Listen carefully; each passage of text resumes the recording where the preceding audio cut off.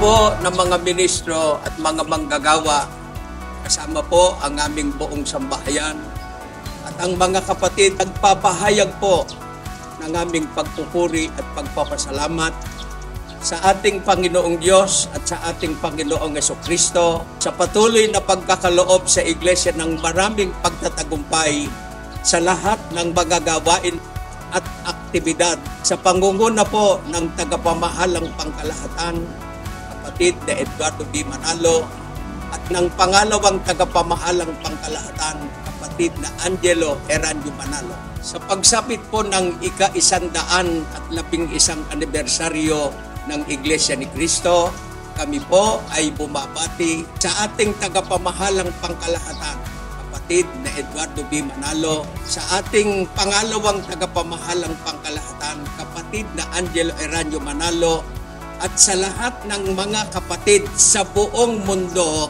ng Happy 111th Anniversary mo!